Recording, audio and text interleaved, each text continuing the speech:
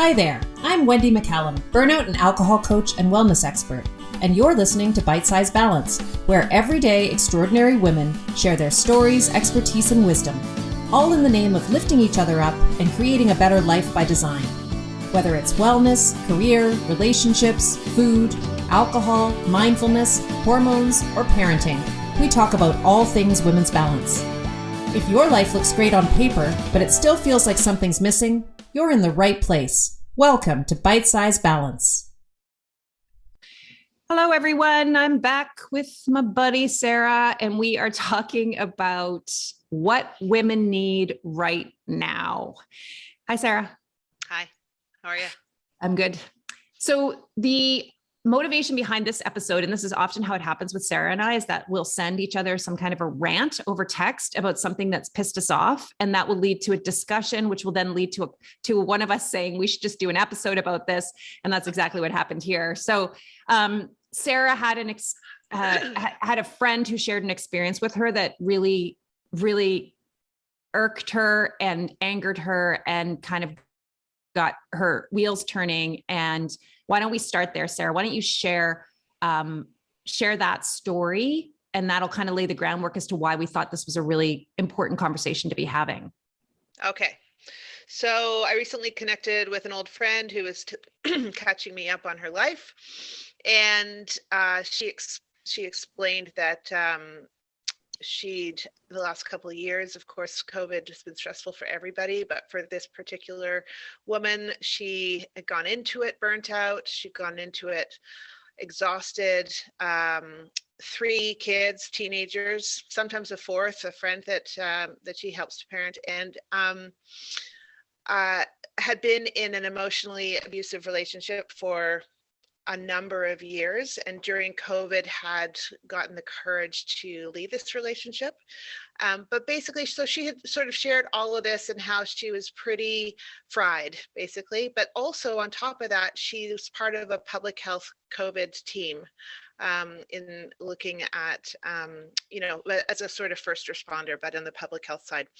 And so had been working, constantly for the last 2 years, nonstop. And she shared with me that she had been to a healthcare provider who she'd seen before, but she had gone to her and, kind of explained that this was the situation and she knew the backstory and whatever. And she had left this appointment really dejected, frustrated, and angry. And I asked why, and she said, well, because she basically told me that I was overweight and that I wasn't sticking to my diet and that I was putting too much importance on my job. And this from a woman who was, managing a healthcare team, a COVID healthcare team, basically. And I could not believe what I heard, frankly. And so, I mean, as you can see, I'm still speechless with rage, which is, it's hard to get me to be speechless. So I listened to my friend talk about this and then asked her how she felt. And she really felt shamed. And ultimately what happens at the end of an experience like that is sort of a feeling of, well, fuck it. I now leaving this appointment, I'm feeling worse about myself than I did going in, and I don't have the resources to deal with anything that this woman has taught me, as asked of me. And plus the fact that amongst all of this stress the woman had experienced, the practitioner chose to focus on this woman's body weight. Like, I mean, okay, you'd have to live under a rock to not know that healthy eating and exercise is something we should all be, we should all be striving for that in our lives. And that, of course, we all know that carrying extra weight gives you higher risk factors for, more serious health conditions. Like, you'd have to not be part of this world to know that. And so the idea that was chosen as the first or the only answer, along with you're putting too much emphasis on your work life, as the answer for this woman to move forward pretty much incensed me. And Yeah. I could, like, I was so angry, and I was wanting to support my friend, but at the same time, I wanted to punch somebody. I have to say, I really felt very violent. And I don't know whether I should admit that on the podcast, but I didn't punch anybody. I thought about it, and I thought, okay, so what's this about? Why are we not supporting what women actually need right now? Because this is not what they need. This women Yeah. are coming out of, in this pandemic, these last couple of years, women have carried a huge load of the work. And they do not need to be told to go on a diet. And so it wasn't even so much about the diet. It was just about the fact that the practitioner did not support the foundation of this woman's life, the things that Right. needed to happen before those conversations around diet and exercise could happen, right? Yeah. Or provide it sounds like any like hows, which is like one of my biggest frustrations with, with that in terms of my own experience over the years with medical and health practitioners of various types, is when you go in and they're like, okay, well, you just need to do this. And they give you no support as to how to do this. So totally agree with you that weight loss should not have been the primary, or maybe even on the table at all in terms of a like behavioral or a result or a goal. But the fact that there's also know-how in this, and that reducing the stress around the job, like, don't worry so much about your job. It's like, great. That's so helpful. Thank you so much. I never thought of that. Yeah. Like, I have no idea how to do that. Like, how do I actually do any of these things? Like you said, your friend's probably well aware of the fact that, there's a connection between weight. There can be a connection between weight and some risk factors, and that, too much stress isn't good for someone. But the whole like giving of the goal end result without actually providing any of the tools to put that solution, like the solution itself, is just insane. And especially right now, given what everyone's going through. And I love how you said like the foundation practices, or the foundation of your friend's life is not being supported in all of this. Because I really believe this is where we need to be starting right now, it's almost like we need to go back to basics after this pandemic, which, by the way, is not even really over. So, who knows where this is going to go? I feel like we're maybe getting a bit of a reprieve here, whether it's real or it's imagined. I think it's needed. We're getting a bit of a chance to breathe here. And this is a good opportunity. And a lot of women are taking stock as to what has happened to them over the course of this pandemic and where they are now. And I think the thing that we need to be focusing on is going back to these base principles. What is the foundation that I need to build here or rebuild here to provide some resilience for me? Because until I have that resilience, any attempt, frankly, to lose weight or to change my career or do any big changes is just going to be, first of all, total failure. Total failure. And also just just be adding fuel to the fire. It's just going to make all of this so much worse. So I completely agree with everything you said there. And it is just, it's so frustrating. Actually, when you told that story, it reminded me of the time I went to the doctor's office when I was pregnant for like the fourth time, and I'd already had like 3 miscarriages, and I knew I had lost the baby. I just was sure that the baby was no longer viable. And I said that to my doctor, and I was really in tears. And I had an ultrasound like maybe a week before that still showed a strong heartbeat. And the doctor just basically looked at me and said, she didn't use the word crazy, but I think she might've used the word silly. Don't be silly. Everything's fine. And then she said, and this is really the part that is just so hard, is she said, like, you know that the more stressed you are, the more at risk this pregnancy is, or something to that effect, right? Like, stress is only going to make this worse. And I'm like, that is the worst thing to tell someone who's already had 3 miscarriages and is here thinking that this pregnancy is also going to fail. Like, it's like telling your friend, just stress less, or just go lose weight. It's like, Stop eating carbs. That'll be the answer.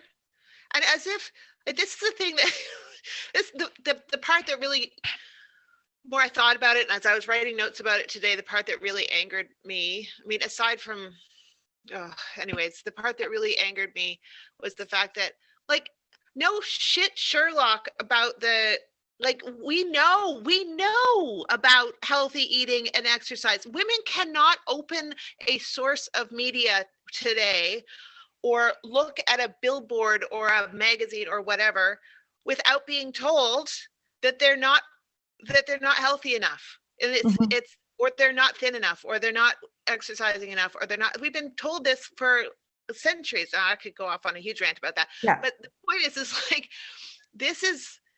we know this stuff. So the women coming into my office who have a huge list of complaints when they arrive, everything from I'm not sleeping to my mood's, up and down, or I've got joint pain and I hot flashes, let's say. Weight is always on there, almost always. And it's like, it's not a surprise to women that that healthy eating and exercises needs to be part of their lives, but they can't get there because they're not sleeping. They can't get there because their hormones are all over the place and their mood's in the toilet half of the month. For example, for many menopausal or perimenopausal women, from ovulation on, they don't have any motivation because their hormones are all over the place. And so, you can't start with, well, just cut out carbs and go on a diet, or go on a diet and exercise. I almost become inarticulate. I've become so angry because it's so missing the point. It's just missing the point. It feeds into that narrative that if you're thin and you lose weight, your life will be better and happier. It feeds that narrative, and in fact, that's not true.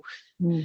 Some of it might be true, but we have to get at that bottom stuff. You have to have women sleeping. You have to have them taking time in nature. You have to have them taking time for themselves. You have to have them breathing. You have to do all the things that we talk about on this podcast often. Yeah, I totally agree with all of that. And I'm thinking about women who are listening to this podcast who are thinking, oh yeah, hand up, that's me too. Like, that's how I feel at the end of this pandemic. I feel like I've just been through the wars and I'm completely exhausted and depleted and burnt out. And I was probably burnt out before this whole thing started. And now I'm like triple burnt out. And, I have just been, my caregiving has been through the roof for the last 2 years, because not only am I doing all the normal caregiving stuff I do, but now I'm taking care of all these other people who are stressed out and out of their routine and all the rest of it as a result of this pandemic, whether that's my kids or my parents or whoever. And so I'm feeling all of these things this person's feeling. And yeah, I've probably gained some weight over the course of the pandemic. And some of the habits that I know serve me that were part of my foundation have dropped away as a result of necessity, really, through all of this. And I am very well aware of the fact that I could be doing some other things here to manage my stress maybe better. And there are some positive habits that would serve me if I could get them in my life. I don't know where the hell to start. Yeah. And it's not with a diet. I know that. So for those women, here's what I would say. And Sarah and I have not talked about this in advance of this podcast. So we are 100% riffing live here. So Sarah has not heard this, but here's what I would say, Sarah. Not an unusual state. Not an unusual state for us.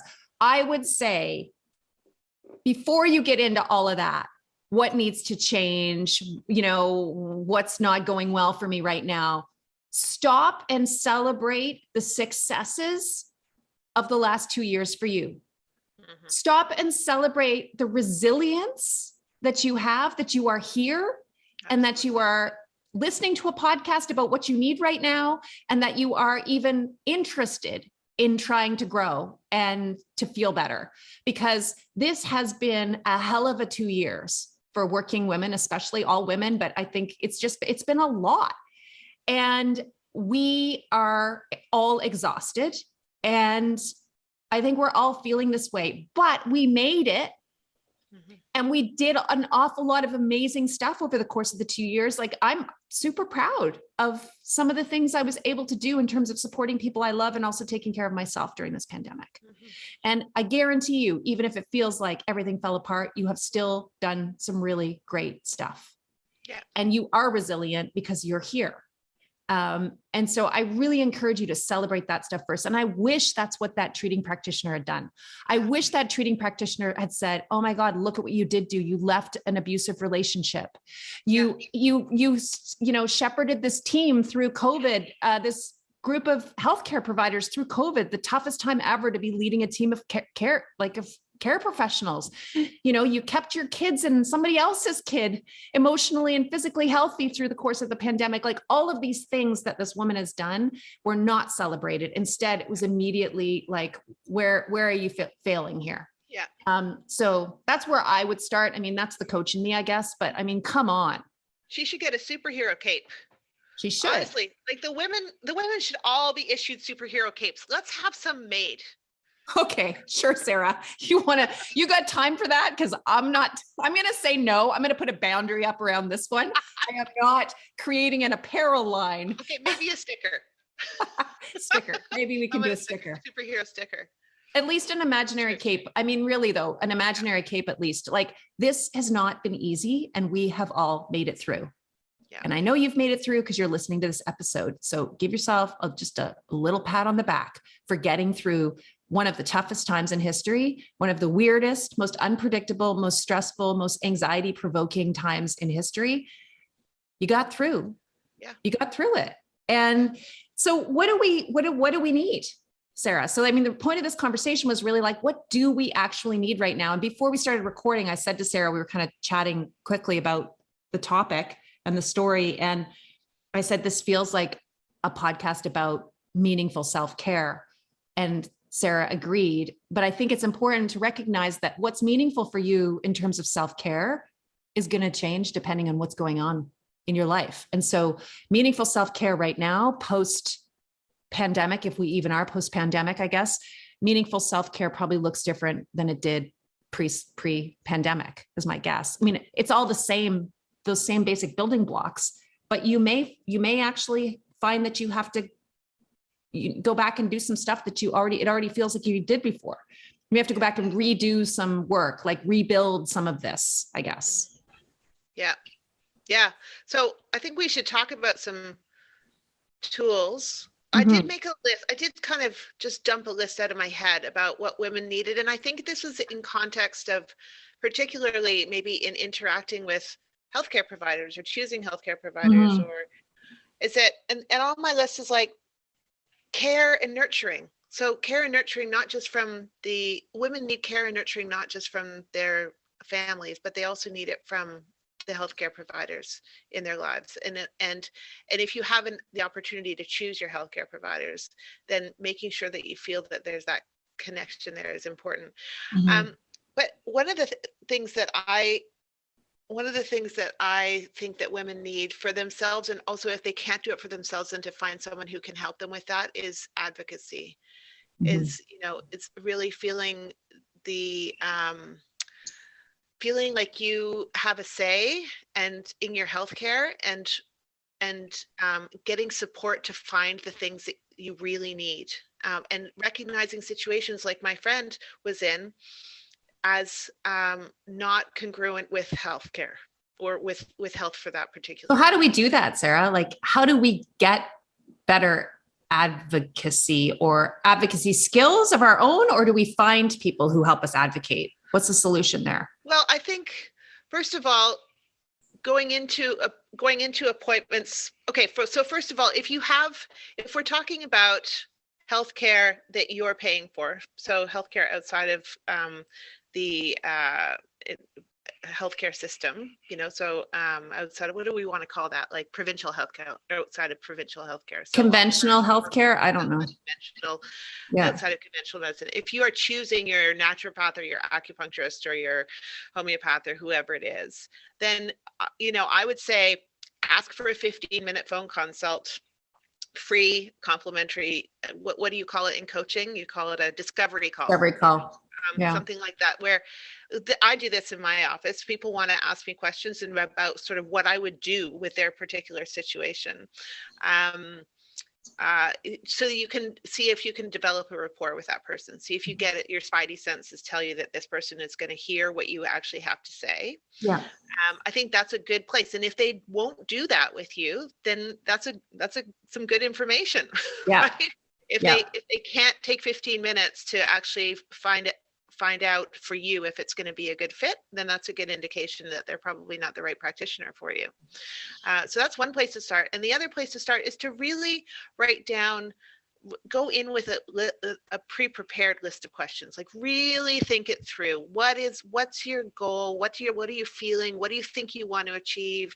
Hopefully they'll ask you those questions, but really having a solid sense of why you're there and what you're trying to get out of this situation is important, so that the practitioner isn't having to guess what you want, right? It's if you put down on your list at the top of the list weight loss, mood, sleep, those kinds of things, in say an intake form. Why are you here? Here are the 3 things.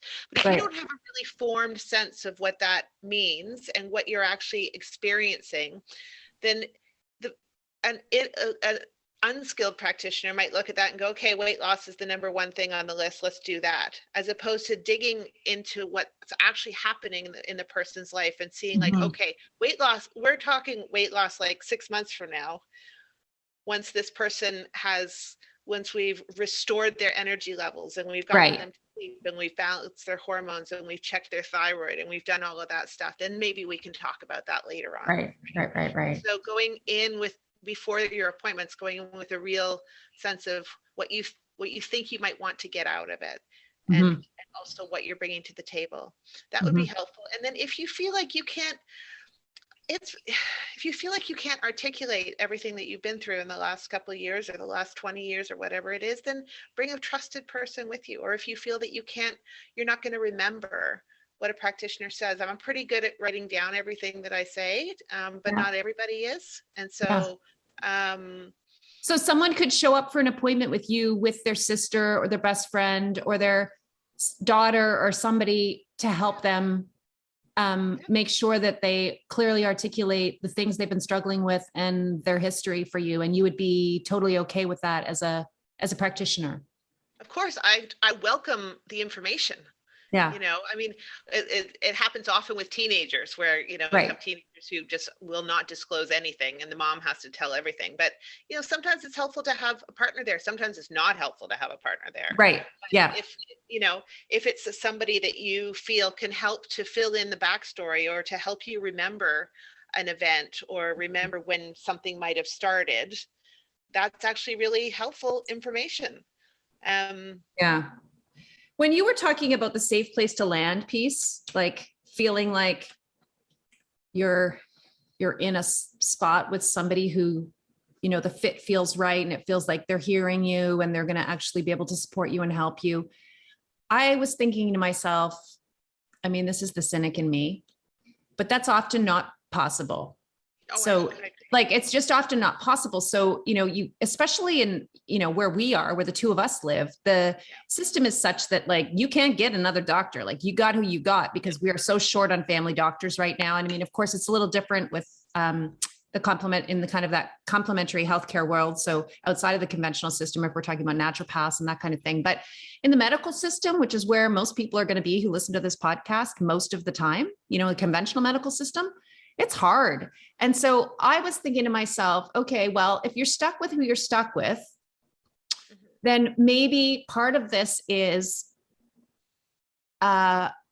looking elsewhere. So finding like complementary pieces to the healthcare that can actually provide that for you somewhere else. And it might not be with another healthcare practitioner. So what I was thinking was, oh, okay, this is some of this, like this soft place to land thing, frankly, sometimes can be found in a coaching community. Like some of the groups that I run, the women in those groups consider that to be a soft place to land, a place to talk about all of this stuff, a place to get support, a place to get nurturing, right? So maybe it's in the coaching sphere, for example, or maybe it's with a counselor or a therapist, somebody who can provide you with that piece that you're not going to get. And it's pretty clear that you're not going to get from whoever that primary treating person is for you. What do you think of that?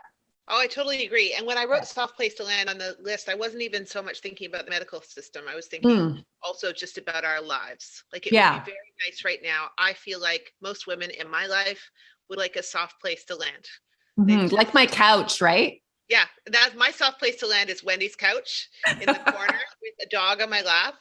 I mean, I can sit on my couch with a dog or two on my lap, but at Wendy's house, I don't have to do anything except for occasionally bring dinner, but that's not even that often. But yeah, a soft place to land. Like, how can you find a person or a place or a group or a community group or a meditation circle or group or a bridge club or whatever, a place where you feel like you can let your guard down, right? Well, you might have to create it. This is the truth. Like you might not be able to find it, but asking your friends is the really good place to start. Like, what do you do? Who do you have? And then I think, if you can't find it, then think about creating it. I mean, one of the reasons why I run all these communities and coaching groups is because it creates community for me and connection for me. So there's a selfish motive behind all of it. I love what I do, but I also it serves me. It serves me personally because I am always talking to women. I mean, yesterday I coached in 2 different groups over the course of my day, and I had the most amazing, meaningful conversations in both of the groups I coached in both groups. Interestingly, we ended up talking largely about the whole like doing culture of women, and how, I had this really wise client say to me this week that how did she word it? She said, not doing enough eventually becomes not being enough. And I thought that was such a profound statement. I was like, oh my God, I got to write that down. I'm going to use that somewhere. It's such a good way to say that. Like the not doing enough eventually becomes not being enough. And then that is, of course, that's a deep core belief around our own self-worth and how that kind of projects. And anyway, I was having conversations in these 2 groups of women about that concept. One in relation to, how that manifests in drinking behaviors, and the other one not in relation to that. And it was such a resonant conversation for me personally, even though I was the coach sort of leading and shepherding the call.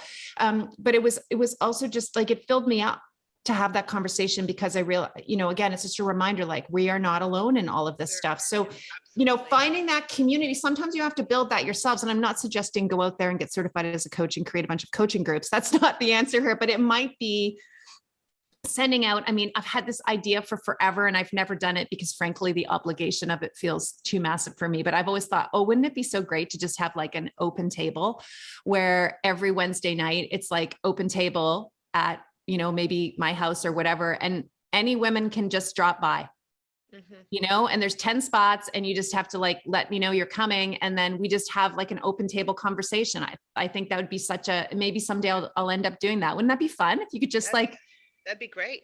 Come meet. The only obligation is you, like you're the only person with the obligation. For the other women, there's no obligation. They could just come and go and whatever. Yeah. I mean, I recently thought about, and I'm likely not going to do this, but if I had a separate space that I could do it in. So I told you recently I've become addicted to doing puzzles because it's, it just takes me totally out of my world. I thought, wouldn't it be great to have like a couple of girlfriends around, people who obviously liked doing puzzles, not the people who look at me like I'm crazy. Right. And like you could actually like have a puzzle night. I feel like I'm about 105 when I say that, honestly. But it feels like this is a way that it's like you're doing something. It's an organic process where conversation will evolve. And again, it's connection. All women are going through this to some degree, all of us, every single one. And no one is more equipped to deal with it than another. We're just differently equipped. And so it's so, I find it so refreshing. And I'm often the one who's the one who's spilling. I'm often the one who's saying, oh yeah, this part sucks. I was the one on the playground always saying like, are you kidding? Having babies is really, really awful and hard, and I'm not sleeping. And then that would allow people to open up and talk about it. Right. But the same goes for our age group, which is just like, who's talking about vaginal dryness? Who's talking about the fact that they're exhausted and they have no resources? And one of the big things I wanted to make sure that we just talked about today, and maybe you can talk about this a little bit, is decision-making fatigue. Yeah. Like, decision fatigue is something that is, I had no idea until someone actually labeled it for me, that it is incredibly it's very potent in terms of like paralysis and the constant need to be constantly making decisions. And we've had a whole other layer of decision making that's had to come into our lives around like, do we go out? Do we wear a mask? Do we test the kids? Do we, can we, at the beginning of it, can we talk to these people? Can we not talk to these people? Who are we going to be with? What are we? Just even the decision-making fatigue of what to have for supper, frankly, is enough for me. Yeah. But there's a whole other layer, and I'm finding that that's a really big thread. And when I bring that up in my office visits, especially with new people, they're just like, as soon as they hear that word, they're just like, yes, like, I wish I never had to make another decision as long as I lived. That is such a good point. And I had not thought about that specifically, like that added layer of constant decision-making that's happened over the last couple of years for us, on top of the already huge number of decisions that most women are having to make every day, both for themselves and for all these other people who, for whatever reason, cannot make the decisions themselves or believe they can't. And so we're making all these decisions for people as part of this kind of caretaker role that we're in, whether it's in business or home or whatever. And that's exhausting on its own. But now you've got this whole other blanket of decisions that we've been making daily, and they're really like they feel really high stakes, those decisions. But the truth is, decision-making fatigue is a real thing. The more times we ask our brain to make a hard decision, the harder it gets for our brain to make the hard decision, right? So our brain is always going to go for the easy choice. And the more tired it gets of making decisions, the more likely it is to make the easy choice.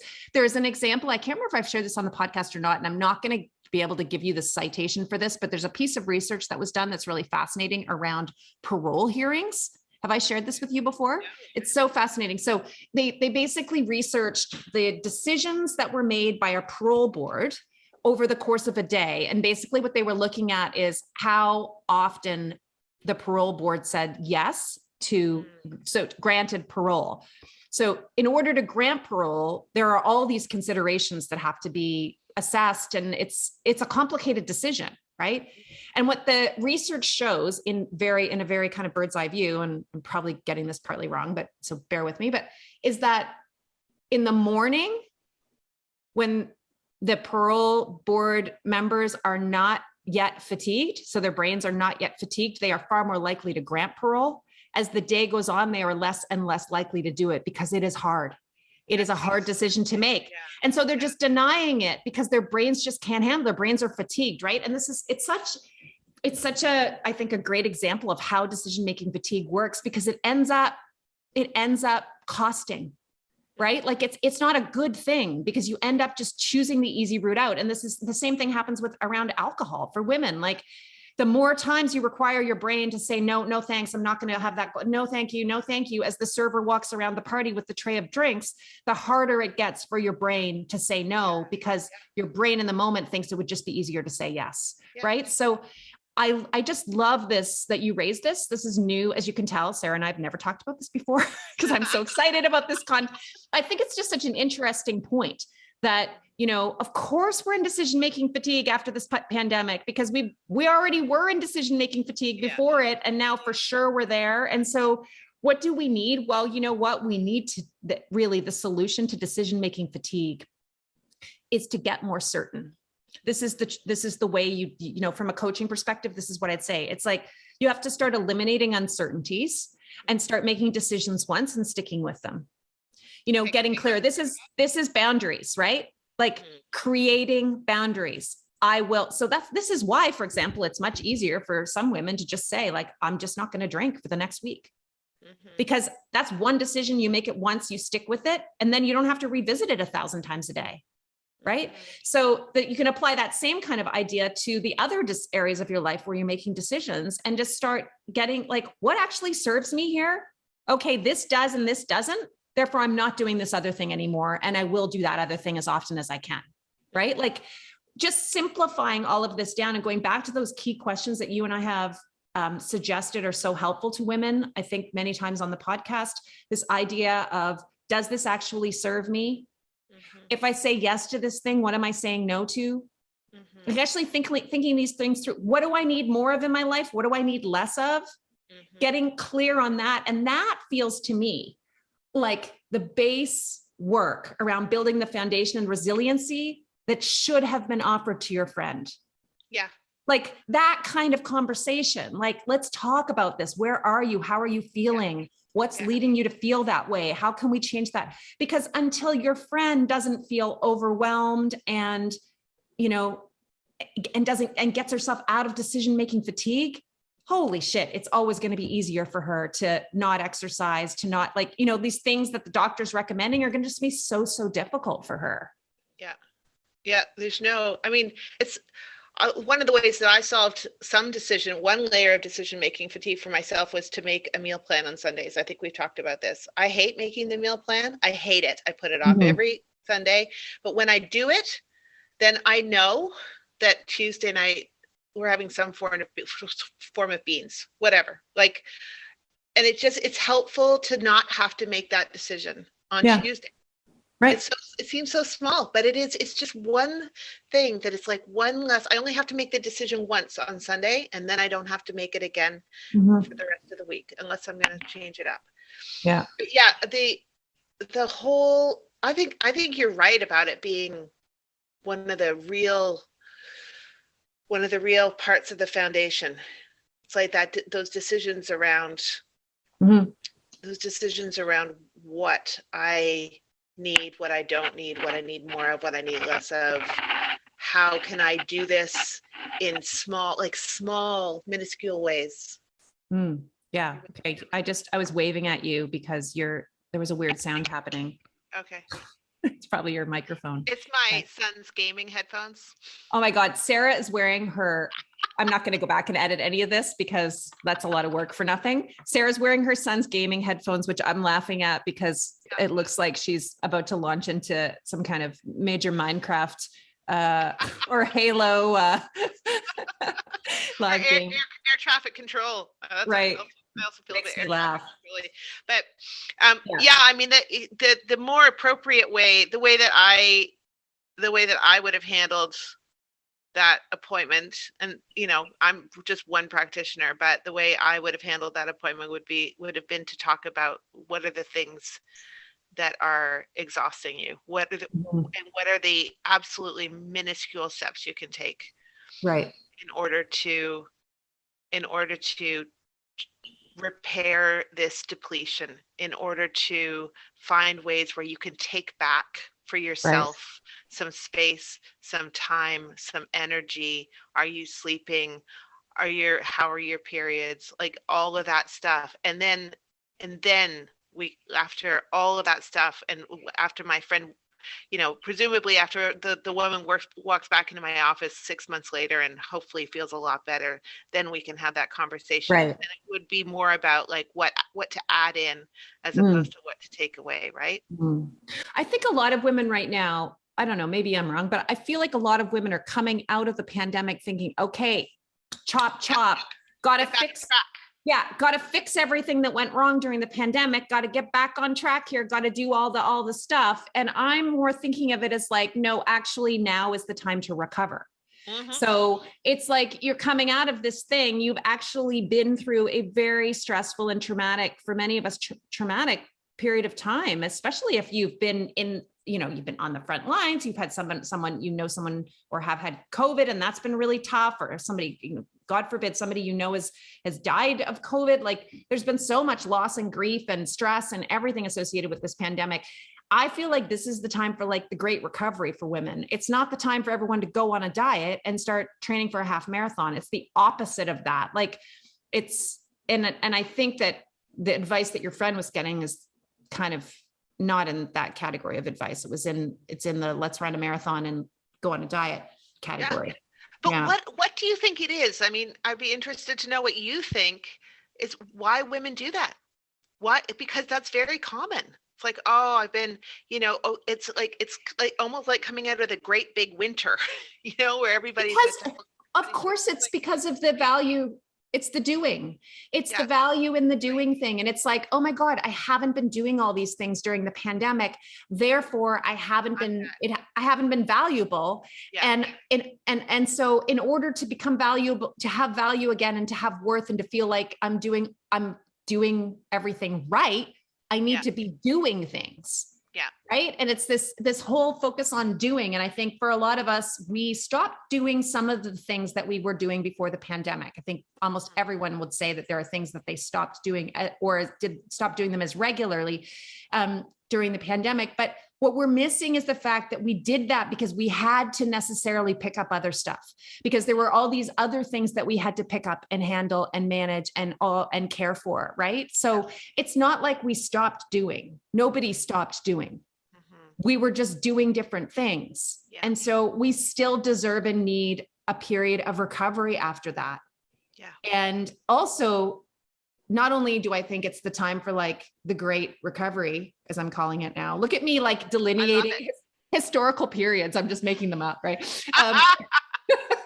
But I also think it's time for a, what's the word for it? Like a Recalibration.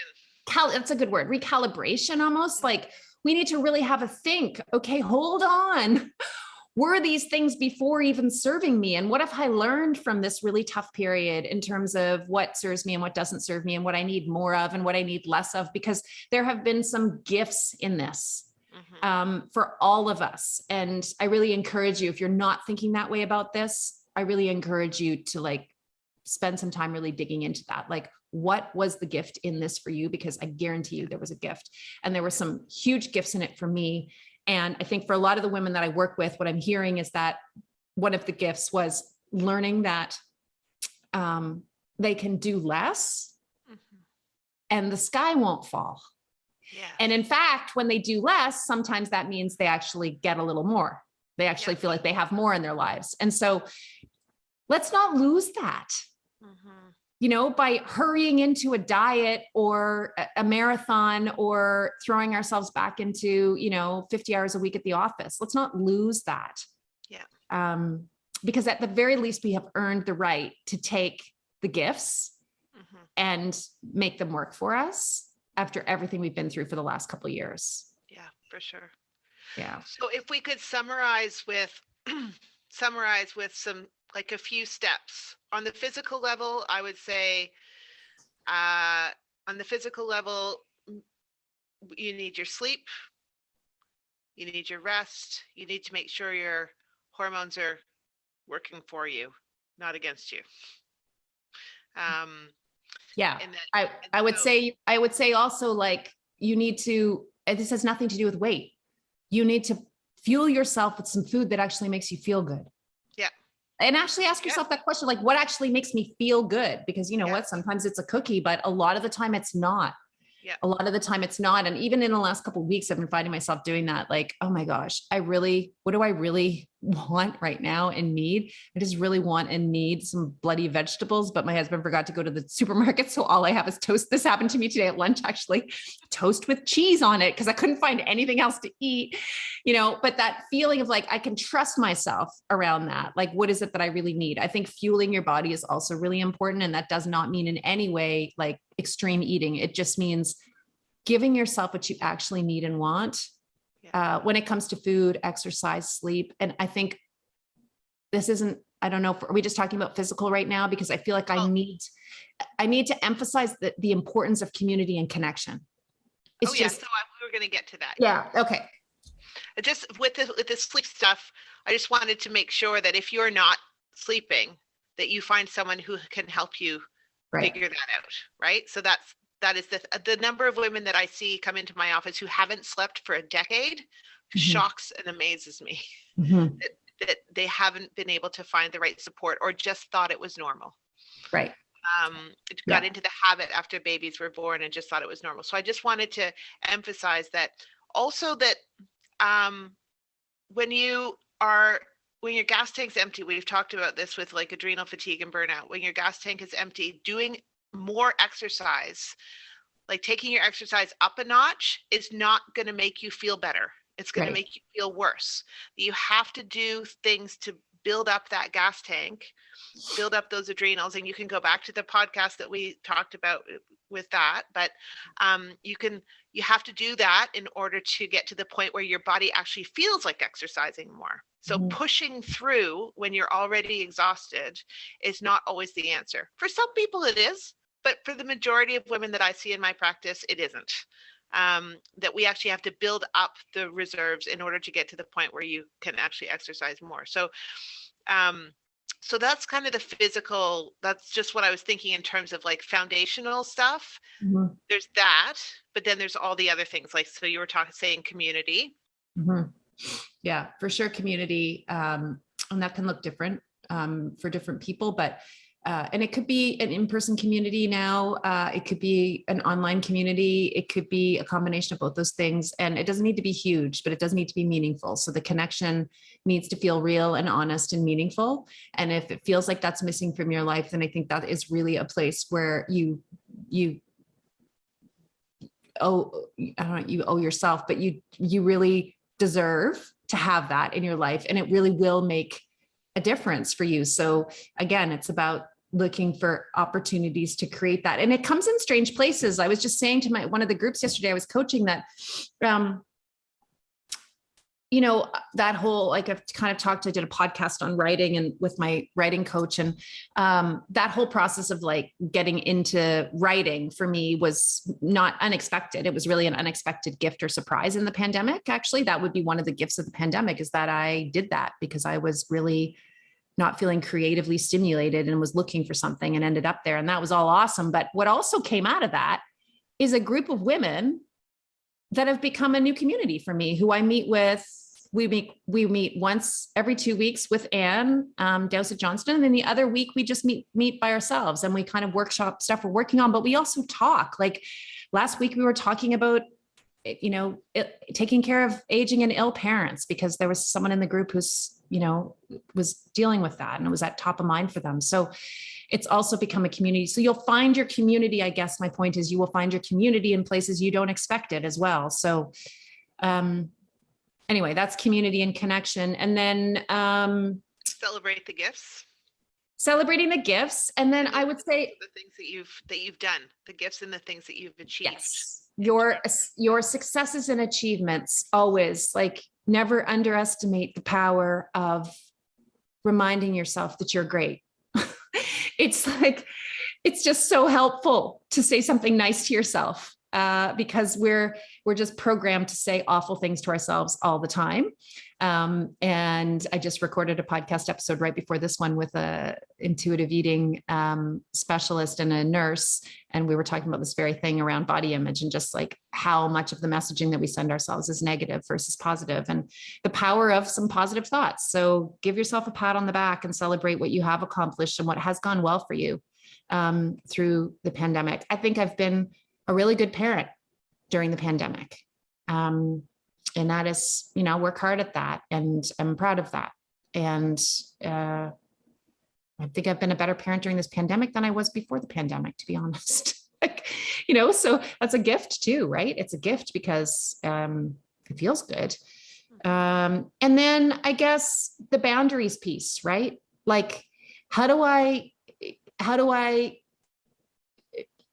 if I have felt some relief as a result of the pandemic, because I think for many of us, we've found relief in some areas, because some of the pressure in some areas has been taken off of us, whether that's like going to the office every day, or, kids' activities being canceled so that we're not driving as much, or whatever it is. Like, what felt good about this, and how can I preserve some of that? And what boundaries do I need to put in place? And what things do I need to say no to in order to preserve some of that for myself, so that I don't go back to where I was before, which was already burnt out. Right. So that's a tough one, but what can I say no to? What can I delegate out to somebody else, and not put back on my plate? What can I modify? Like, get creative around this, but you don't need to go back to what was happening before. Yeah. You don't need to do that. Even if it was, even if a lot of the pandemic felt stressful for you, what were the things in it that felt good? What were those moments where you're like, oh, thank God, I don't have to do that anymore. Yeah. Whatever. Exactly. Right now. Yeah. Yeah. I think the overall message here comes back to that whole soft place to land thing. And I think you need to give yourself that in all of the areas, like not just in the, the care provider and the support that you have, but like in all of these areas. Does this feel good? Does this feel soft? Does this feel pleasant? Because that's what you need right now. Does this exercise that I'm doing feel good? Does it feel soft? Does it feel pleasant? Or does it feel hard and, scary, and exhausting? Choose soft right now. That's my advice. I had a couple of incidents of that just in the last 48 hours, really. I think I told you that I had to go to my parents' hometown, and my dad was in the hospital for a couple of hours, and it was a little scary, and it's sort of that adrenaline, those adrenaline moments as being having older parents, and one of the things that I did for myself, my van also died while I was in the valley, and instead of accompanying the CAA tow truck driver on the hour-long drive back to my hometown, back to Halifax, I chose to take the bus because I did not want to talk to somebody and make small talk for an hour. And I thought, that's it. I didn't want my parents driving me because my dad had this thing. Yeah. So I'm going to take the bus. And I actually sat on the bus, and I can't read on the bus because it makes me sick. So I played a video game on my phone on the bus for an hour. And Sarah texted me. Can I read the thing you said about how you felt? So Sarah texted me to tell me she's on this bus, which just immediately makes me laugh because I'm imagining Sarah on this bus, and she's like, oh my God, like the buses are, the buses have changed so much. Cushy cup holders and charging outlets and personal blinds.